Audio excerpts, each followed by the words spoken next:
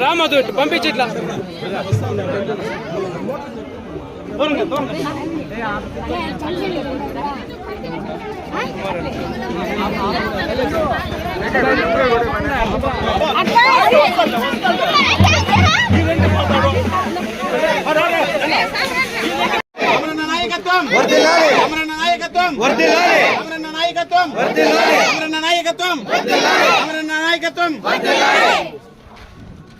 జై తెలుగుదేశం జై తెలుగుదేశం జై తెలుగుదేశం జై జనసేన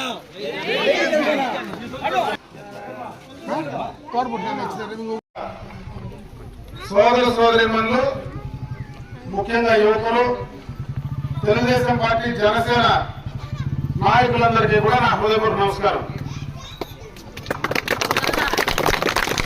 ఈరోజు ఇంటింటి తెలుగుదేశం పార్టీ కార్యక్రమంలో భాగంగా ఈ గ్రామానికి రావడం, ఈ గ్రామంలో ఇంత పెద్ద ఎత్తున ఆహ్వానం పలికినటువంటి ప్రతి సోదరీమణులకు అందరికీ కూడా హృదయపూర్వకమైన నమస్కారం తెలియజేసుకుంటున్నాను. పెద్దారకుంట గ్రామం అంటే 1983 నుంచి తెలుగుదేశం పార్టీ అంటే పెద్దారకుంట గ్రామం, పెద్దారకుంట గ్రామం అంటే తెలుగుదేశం పార్టీ.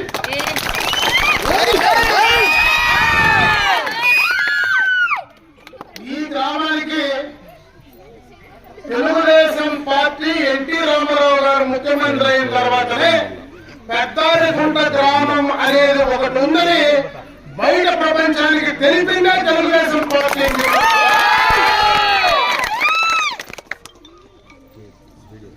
ఈ రోజు ఈ గ్రామంలో ప్రాథమిక అవసరాలన్నీ, ఈ గ్రామానికి కరెంటు, నీళ్లు, స్కూలు, రోడ్డు, ప్రాథమికంగా ఉన్నటువంటి అవసరాలన్నీ చేసింది తెలుగుదేశం పార్టీ ప్రభుత్వం.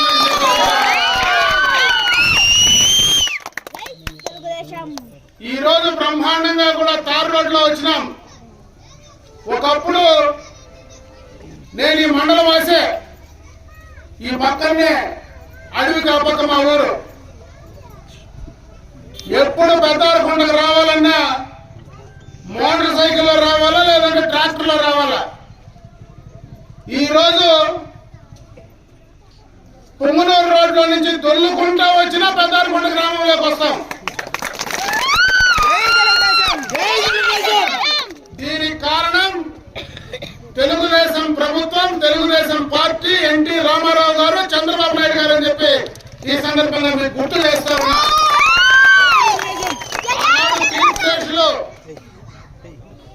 రామకృష్ణారెడ్డి గారు ఎప్పుడైతే మొట్టమొదటి రాజకీయాల్లోకి వచ్చాడో ఆ రోజు నుంచినే పెద్దారకుంట గ్రామాన్ని బయట ప్రపంచంలోకి తీసుకొచ్చినటువంటి సందర్భాన్ని ఒకసారి గుర్తు చేస్తా ఉన్నా. ఇకపోతే ఈ గ్రామంలో దాదాపు 1000 మీటర్ల సిమెంట్ రోడ్డు గత ప్రభుత్వంలో వేశాం. ఈరోజు ఈ గ్రామ పంచాయతీలో ఏదైతే మదనపల్లి రోడ్ నుంచి, అదే పుంగనూరు మదనపల్లి రోడ్ నుంచి గురివిరెడ్డిపల్లి వరకు, అటు కాపూరు కావచ్చు, గురివిరెడ్డిపల్లి కావచ్చు, ఆ రెండూరులకు 1,32 లక్షల రూపాయలతో గత ప్రభుత్వంలోనే శాంక్షన్ చేసి ఇవ్వడం జరిగిందని చెప్పే సందర్భంగా అదేవిధంగా బసాపురం పైన వస్తే మంగళపల్లి పైన, చల్లపల్లి పైన నేరుగా మళ్ళా ఈ యొక్క పెద్దారకుంట హెడ్ క్వార్టర్ కి దాదాపు 1,21 లక్షల రూపాయలతో శాంక్షన్ చేసినటువంటి కాపీ నా దగ్గర ఉందని చెప్పి అదేవిధంగా ఈరోజు మదనపల్లి రోడ్ నుంచి నేరుగా మట్టుగానపల్లిపై ఇంకా ఆ రోడ్లో కనెక్టివిటీ కావాలంటే ఈఏపీ కింద, ఎక్స్టర్నల్ ఎయిడెడ్ ప్రాజెక్ట్ కింద 2,22,00,000 శాంక్షన్ చేసి తీసుకొస్తే అది ఈ రోజు దాకా కూడా పనులు చేయలేనటువంటి దద్దమ్మ ప్రభుత్వం ఈ ప్రభుత్వం.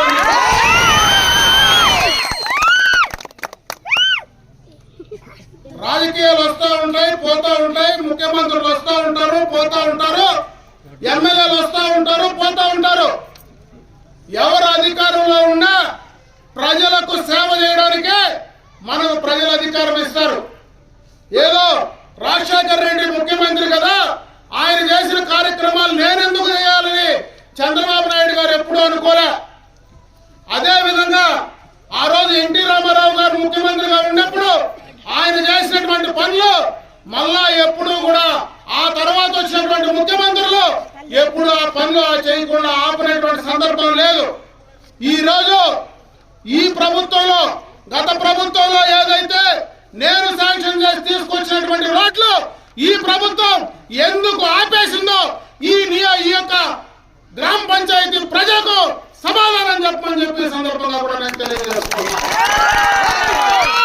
అంతేకాదు, ఇదే గ్రామంలో అంగన్వాడీ భవనం శాంక్షన్ చేశాం, పంచాయతీ ఆఫీస్ శాంక్షన్ చేశాం, అదే విధంగా సిమెంట్ రోడ్లు వేసాం. ఆ రోడ్లకు గత ప్రభుత్వంలో పనులు చేసి కంప్లీట్ చేస్తే ఈ రోజు దాకా కూడా ఆ పనులకు బిల్లులు చెల్లించకుండా ఏడిపించి మరి పైశాచిక ఆనందం చెందేటువంటి పరిస్థితి ఈ ప్రభుత్వంలో, ఈ దత్తమ్మ ప్రభుత్వంలో ఉందని చెప్పి నేను అందుకే ఎక్కువ మాట్లాడదలుచుకోలే. ప్రభుత్వం గురించి ప్రజలందరికీ తెలుసు. ఈ ప్రభుత్వం రాకముందు ఏం చెప్పారు, అధికారంలోకి వచ్చిన తర్వాత ఈ రోజు నిత్యావసర వస్తువులు ధరలు రేట్లు పెరిగినాయి. నూనె అయింది, పప్పు అయింది, ఉప్పు అయింది. ఆ రోజు జగన్మోహన్ రెడ్డి గారు మొత్తం కూడా నేను అధికారంలోకి వచ్చిన తర్వాత తగ్గించేస్తానని చెప్పి ఈ రోజు డీజిల్, పెట్రోల్, గ్యాస్ విపరీతంగా పెంచడమే కాకుండా ఇండ్లకు ఉండేటువంటి కరెంటు ఛార్జీలు 9 దఫాలు పెంచి మరి గ్రామాల్లో చెత్త కూడా పనిచేసేటువంటి చెత్త ప్రభుత్వంగా ఈ భారతదేశంలో నిలిచిపోయిందని ఇవన్నీ కూడా అర్థం చేసుకోవాలా, ప్రజలు అర్థం చేసుకోవాలా. ఈ కార్యక్రమాలు ఏ రకంగా మనం ముందుకు పోవాలా అనేది అర్థం చేసుకోవాలా. ఈ రాష్ట్రానికి రాజధాని కూడా లేకుండా గడచిన 4.5 సంవత్సరం నుంచి రాజధాని లేని రాష్ట్రానికి ముఖ్యమంత్రిగా పనిచేస్తా ఉన్నాడంటే ఇంతకంటే దత్తమ్మ ముఖ్యమంత్రి ఎక్కడైనా మీకు దొరుకుతాడని అడుగుతా ఉన్నా, కనపడతాడని అడుగుతా ఉన్నా. ఈ రోజు మనకు కావాలంటే నేను ఆ రోజు జగన్మోహన్ రెడ్డి గారు చెప్పారు, నేను అధికారంలోకి వస్తే మద్యాన్ని అంచెలంచెలుగా నిషేధిస్తానని.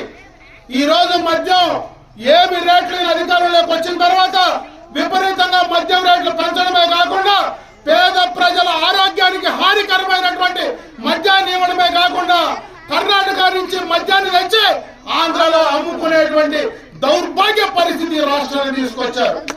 ఈరోజు డీజిల్, పెట్రోల్ కావాలంటే కర్ణాటకకు పోవాలా, మందు కావాలంటే కర్ణాటకకు పోవాలా, మన ఇసుక మాత్రం కర్ణాటక కనిపించాలా. అంటే మందు, డీజిల్ అట్లా తెచ్చుకోవాలా, ఇసుక మాత్రం కర్ణాటకకు పంపించాలా. ఇంతకంటే అన్యాయం, దారుణమైనటువంటి ప్రభుత్వాలు ఈ రాష్ట్రంలో ఉంటాయని చెప్పి నేను ఈ సందర్భంగా అడుగుతా ఉన్నా. అందుకే ఈ ప్రభుత్వానికి కాలం చెల్లింది, ఈ ప్రభుత్వానికి నూకలు చెల్లాయి.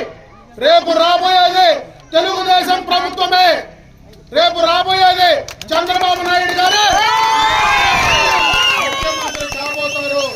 ఖచ్చితంగా ఈ నిలిచిన కార్యక్రమాలన్నీ కూడా ఆ ప్రభుత్వంలో పనిచేసి మీకు అందించే కార్యక్రమాన్ని ఖచ్చితంగా తీసుకుంటామని చెప్పి ఈ సందర్భంగా పెద్దారకుంట గ్రామ సోదరీమణులందరికీ కూడా తెలియజేసుకుంటూ సెలవు తీసుకుంటా. జై హింద్, జై తెలుగుదేశం.